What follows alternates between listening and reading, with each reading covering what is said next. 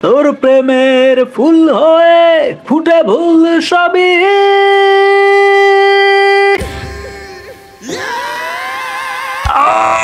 আসসালামু আলাইকুম। মহামায়ার মায়াতে আমি কতটা আবিষ্ট সেটা অডিও ভার্সন যখন এসেছিল এই গানটার তখনই কিন্তু বলেছিলাম। গানটার ভিডিও ভার্সন চলে এসেছে। সিনেমা হলের ভেতরে সব থেকে যেই গানটা আমার কাছে ভালো লেগেছিল, যেই গানটা আমার এই জায়গাটাতে হিট করেছিল, সেই গানটা হচ্ছে এই নোবেল ম্যানের গাওয়া মহামায়া। নোবেল তো ভাই ফাটায় দিছে, আগুন ধরায় দিছে।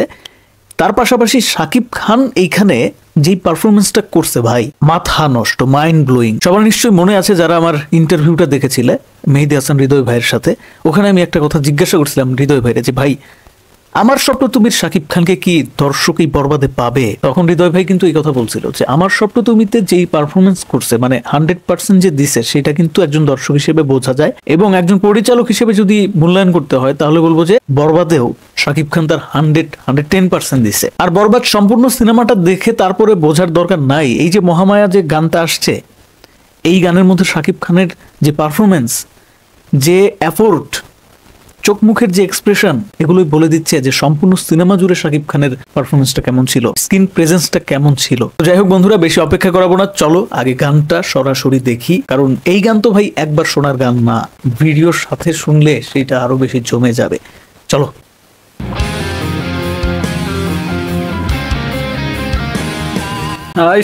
এক্সপ্রেশন লক্ষ্য করো বন্ধুরা, লার্জার দেন লাইফ একটা ফিল কিন্তু পাওয়া যায়।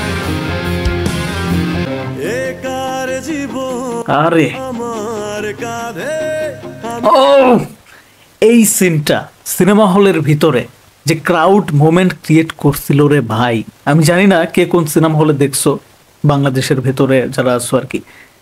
আমি তো ভাই মাধবীতে দেখছি, পুরাপুরি হাউসফুল ছিল, যে একটা আলাদাই একটা ভাইব ক্রিয়েট করছিল। আমরা সবাই চিল্লায় উঠছিলাম, খুবই এনজয় করছি। এই সিনটা আসলে স্পেশাল এই পুরা সিনেমার মধ্যে। আরে শাকিব খানের এক্সপ্রেশন,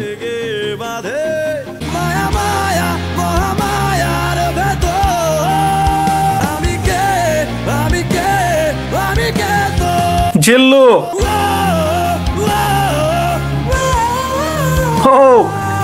এই জায়গায় পছন্দ করে পারা যাচ্ছে না, কোনটার প্রশংসা করব। এই গানের ওভারঅল সবকিছুই আমার কাছে এত বেশি ভালো লাগে। এর আগে যখন অডিও ভার্সন আসলো, তার আগে যখন সিনেমা হলে গিয়ে এই গানটা উপভোগ করলাম, ওভারঅল পুরাটাই তো আগের দেখা। এখন আবার যখন নতুন করে দেখতেছি, নতুন করে এই গানের কি বলে মহামায়ায় আবিষ্ট হয়ে যাচ্ছে। এইখানে শাকিব খানের অ্যাক্টিং, এক্সপ্রেশন, ডেডিকেশন একদম স্পষ্ট দৃশ্যমান হচ্ছে। তার সাথে আবার নোবেল ম্যানের অনবদ্য গায়কী, তার যে ভোকালের মধ্যে একটা আলাদাই এনার্জি, সেই এনার্জিটা শ্রোতা যখন তার গান শোনে তখন ফিল করতে পারে। সেই ব্যাপারটা এই গানের মধ্যে একদম 100% ফিল করা যাচ্ছে। নোবেলের সাথে এই ধরনের গানগুলো খুব চায়। ও, রোলস রয়েসের লোগোটা এখানে দেখা যাচ্ছে। যাক, এটা ইচ্ছা করেই দেখাইছে। পুরো রাস্তা ব্লক।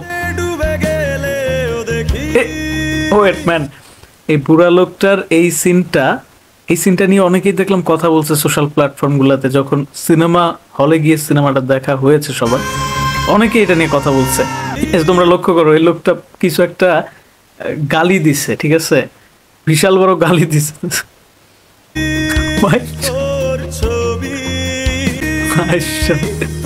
আরে শালা লুক, অ্যাক্টিং, আরে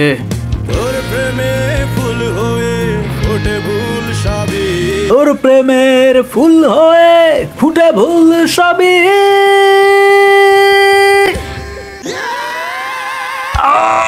শাকিব ইধিকা জুটি জাস্ট আউটস্ট্যান্ডিং ভাই।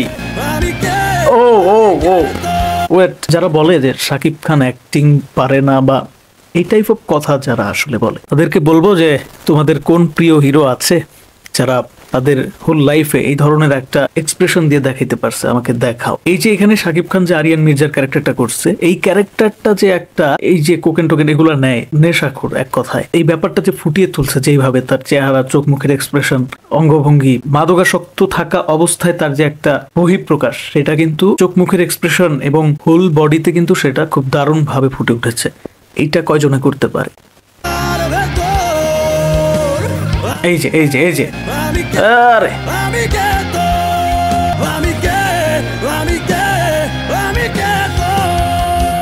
ও চোস চোস চোস, এত দ্রুত গানটা ফুরে গেল কেন? আচ্ছা 3 মিনিটের গান ভাই, এই ধরনের গান আসলে একবার শুনে মন ভরে না, বারবার শোনার মতো গান। ইভেন অডিও ভার্সন যেটা, ওইটা আমি তো তখনই 50 বারের বেশি শুনে ফেলছিলাম, আমি তো ওইটা বলছিলামও।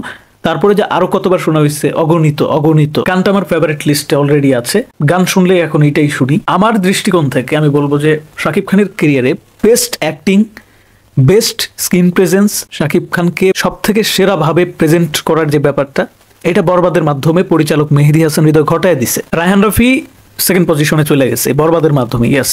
এখন কেউ মানুক আর না মানুক, এটা আমার পার্সোনাল ওপিনিয়ন। মেহেদী হাসান হৃদয় এতটা লার্জার দেন লাইফ একটা সিনেমা মেক করে ফেলেছে, আরিয়ান মির্জা ক্যারেক্টারটাকে এতটা larger then life type of দেখাইছে, যেটা আসলে আমরা সিনেমাটা দেখার আগে বা সিনেমার টিজার দেখার আগে কল্পনাও করছিলাম না। সো দর্শকের কল্পনাকে বিট করে, কল্পনাকে হার মানিয়ে একটা সিনেমা আসলো, সেই সিনেমা বুম করবে না তা কি হয়? আরেকটা অভিযোগ সবার এই গানটার উপরে ছিল যে গানটা কেন আসতেছে না, গানটা কেন তারা খুব দ্রুত রিলিজ করতেছে না। আসলে তোমরা বন্ধুরা দেখতেই পাচ্ছ এই গানটার মধ্যে অনেক অনেক সিন আছে যেগুলো দেখে কিন্তু গল্প সম্পর্কে একটু হলেও বোঝা যাইতেছে। ইভেন গল্প সম্পর্কে বোঝা যাক বা না যাক, নায়িকার চরিত্রটা কেমন হবে, নায়িকা আসলে এখানে নায়কের সাথে মানে আরিয়ান মির্জার সাথে নিতু ক্যারেক্টারটা আসলে ছলনা করবে, এই ব্যাপারটা কিন্তু এখানে স্পষ্ট বোঝা যাচ্ছে এই গানের কথা এবং গানে নিতু এবং আরিয়ান মির্জার স্ক্রিন প্রেজেন্স, তাদের কার্যকলাপ দেখে কিন্তু এটা স্পষ্ট বোঝা যাচ্ছে। তো এই কারণেই এই ধারণাটুকু আসলে সিনেমার টিম দিতে চায়নি, বরবাদ টিম এইটুকু হাইড করে রাখতে চেয়েছিল, কারণ এটাই তো টুইস্ট। আর এই কারণে এই গানটা